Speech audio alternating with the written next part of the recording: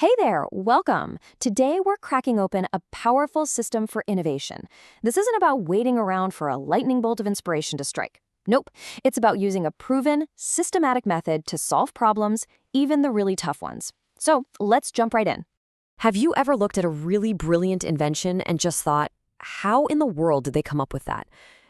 Was it just a random stroke of genius, a happy accident? Or is there a secret recipe for creativity?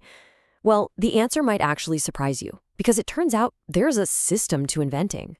And that secret is a method called TRIZ. Now, that's a Russian acronym, and it stands for the Theory of Inventive Problem Solving. It was developed by this amazing engineer named Genrikh Altschuler.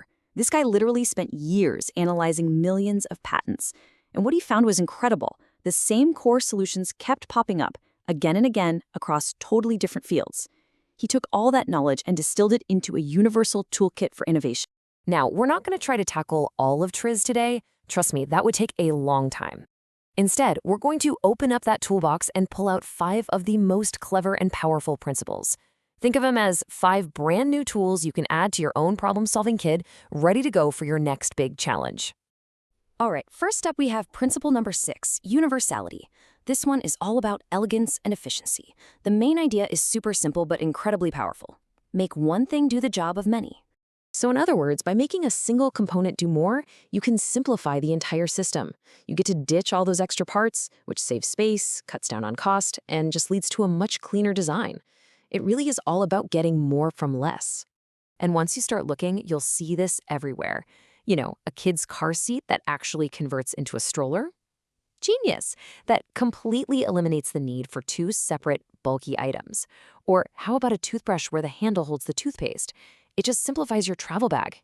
And this doesn't just apply to physical things. A team leader who also takes the notes and keeps time, that just streamlines the whole meeting. It's all about combining functions into one smart solution.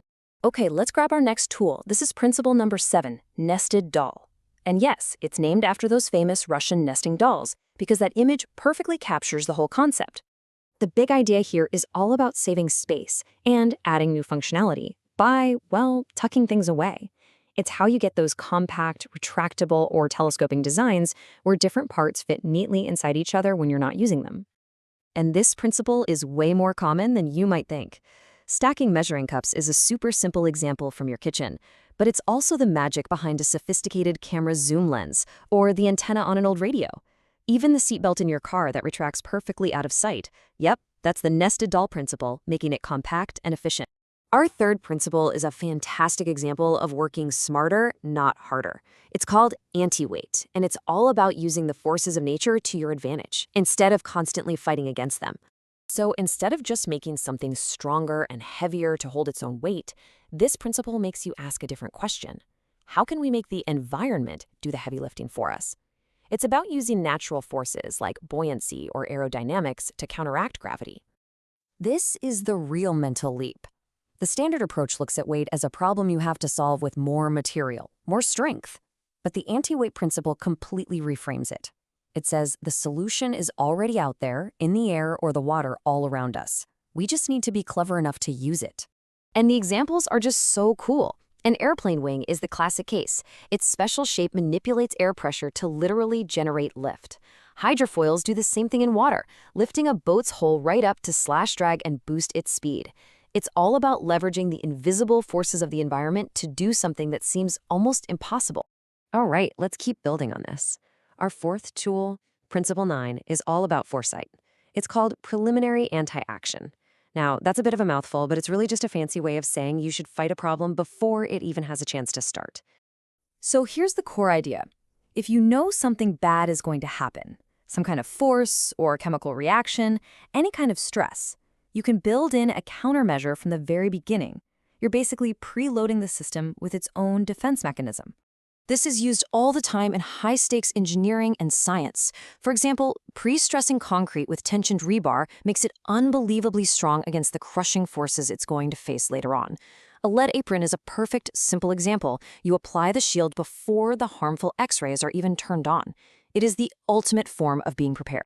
Okay, so that last principle was all about preparing to prevent something bad from happening. But there's a flip side to that coin, right?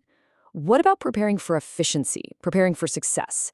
And that leads us perfectly to our final principle. And that brings us to Principle 10, preliminary action. This is the principle of getting the work done in advance to make life easier, faster, and just more convenient down the line. Now, unlike the last principle, this isn't about preventing a negative. This is all about creating a positive. It's about doing all the prep work early so that when it's go time, everything is ready to go, instantly and perfectly. The examples here really drive home that focus on convenience. Pre-pasted wallpaper? It saves you a whole messy, time-consuming step. A surgeon with a fully prepared tray of sterilized instruments can focus 100% on the patient, not on finding tools. It's all about doing the work up front so you get flawless, fast execution when it counts.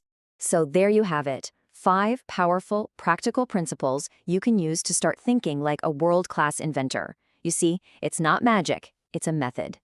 We've talked about making one thing do more with universality, packing things cleverly with the nested doll principle, using the environment for a boost with anti-weight. And then we have the 2 sides of preparation, preventing harm with preliminary anti-action and paving the way for success with preliminary action. These are officially in your mental toolbox now. The next time you're facing a frustrating problem, whether it's at work or just something around the house, don't just look for the most obvious fix. Take a second, pause, and think about these principles. Could one object do the job of 3? Could you nest something away? Could you use a force of nature to your advantage? The answer is almost always yes. The only question left is, what are you going to solve first?